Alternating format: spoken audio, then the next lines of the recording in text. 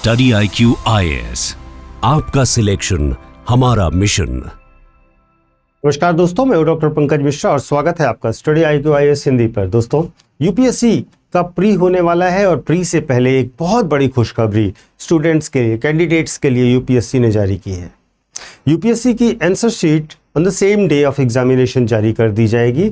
मैं हूं डॉक्टर पंकज मिश्रा और यूपीएससी की तरफ से ये जो फैसला आया है, इस फैसले को बहुत सारे लोग हिस्टोरिक रिफॉर्म कह रहे हैं। लेकिन सवाल यह है कि क्या सच में यूपीएससी बदल रहा है या फिर यह सिर्फ छात्रों के गुस्से को शांत करने की रणनीति है?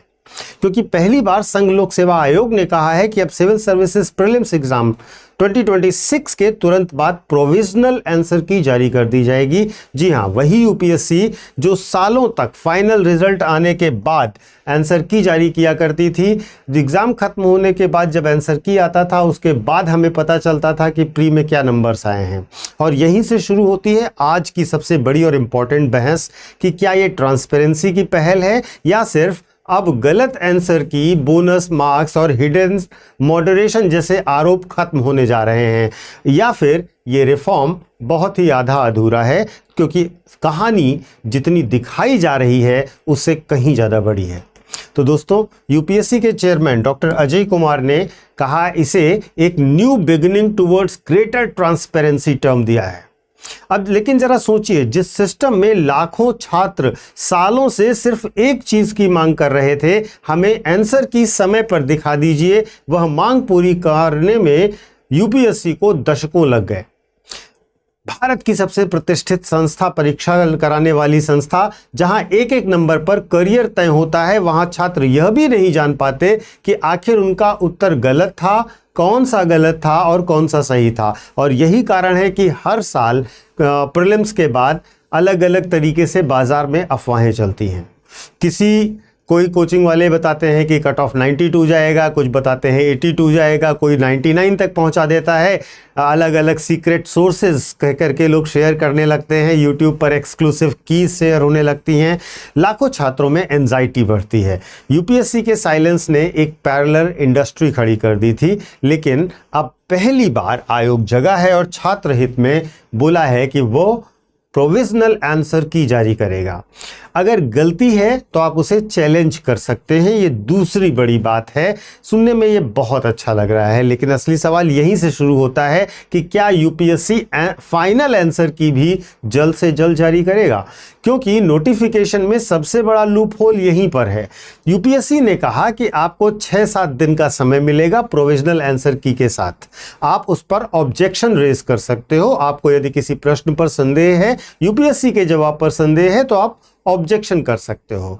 लेकिन जब आप ऑब्जेक्शन करेंगे तो आपको 3 ऑथेंटिक सोर्सेज देने पड़ेंगे। पहली बात, 6 से 7 दिन का टाइम पीरियड मिलेगा, एक्सपर्ट उसका रिव्यू करेंगे। सुनने में बहुत बढ़िया और शानदार लगता है, लेकिन उसके बाद क्या होगा? उसके बाद कौन से क्वेश्चन बदले गए, कौन सा ऑब्जेक्शन एक्सेप्ट हुआ, कौन सा आंसर्स गलत थे, किसे बोनस मिला, इस पर अभी भी यूपीएससी ने साइलेंस मेंटेन किया है। यानी कि ट्रांसपेरेंसी का दरवाजा तो यूपीएससी ने खोला है, इसमें कोई संदेह नहीं है, लेकिन पूरा दरवाजा अभी भी नहीं खुला है। और यहीं पर यूपीएससी की सबसे बड़ी प्रॉब्लम सामने आती है, इंस्टीट्यूशनल अकाउंटेबिलिटी की, संस्थागत जवाबदेही की। देखिए, दुनिया में आज लगभग हर बड़ी competitive examination body candidate response sheet देती है। जीआरई हो, जीमैट हो, सैट हो, यहां तक कि कई इंडियन एग्जाम्स भी ऐसे हैं जहां पर यह प्रक्रिया फॉलो की जाती है। लेकिन यूपीएससी लंबे समय तक इंस्टीट्यूशनल मिस्ट्री पर चलता रहा। ऐसा माहौल बनाया गया कि जैसे ये क्वेश्चन पेपर ना हुआ, कोई न्यूक्लियर कोड हो गया। अब सवाल यह है कि यह अचानक बदलाव क्यों आ रहा है? तो इसके पीछे 3 बड़े कारण हैं। पहला कारण स्टूडेंट्स का प्रेशर है। यूपीएससी एस्पिरेंट्स अब पहले जैसे साइलेंट नहीं रहे। सोशल मीडिया ने नैरेटिव्स को बदल दिया है और अब हर गलत क्वेश्चन पर हजारों लोग तुरंत बात करने लगते हैं। आरटीआई होती है, कोर्ट केसेस होते हैं और आयोग पर प्रेशर बनता है। दूसरा कारण जो है वह है क्रेडिबिलिटी का क्राइसिस।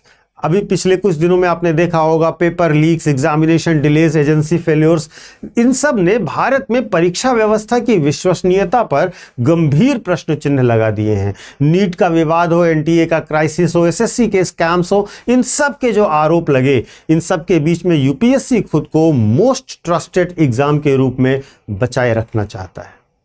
और तीसरा कारण है डिजिटल गवर्नेंस का। अब एआई और डेटा एरा में पुराने सीक्रेटिव सिस्टम्स बहुत ज़्यादा दिनों तक टिकने वाले नहीं हैं। अगर बैंकिंग रियल टाइम में हो सकती है, स्टॉक मार्केट सेकंड्स में सेटल हो सकता है, तो फिर यूपीएससी आंसर की महीनों के बाद क्यों देते हैं आप।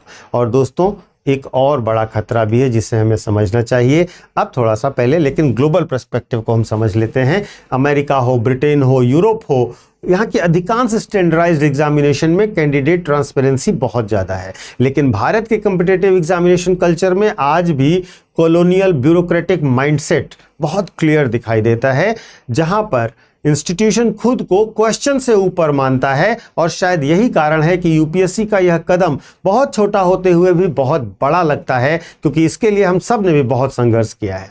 हालांकि अगर हम देखें, आयोग ने इनडायरेक्टली ही सही पहली बार यह स्वीकार तो कर रहा है कि हाँ, हमसे भी गलती हो सकती है, इसलिए हम ऑब्जेक्शंस को एक्सेप्ट करेंगे। और यही लोकतांत्रिक संस्थाओं की सबसे बड़ी ताकत भी होती है, क्योंकि लड़ाई अभी तो अधूरी है, क्योंकि असली रिफॉर्म तो तब होगा जब फाइनल आंसर की भी तुरंत चेंज होकर के आ जाए, कैंडिडेट रिस्पॉन्स शीट भी दी जाए, ऑब्जेक्शन रिव्यूज पब्लिक किए जाएं और कट ऑफ कैलकुलेशन ट्रांसपेरेंट हो, और सबसे ज़रूरी यूपीएससी का कम्युनिकेशन ह्यूमन बने।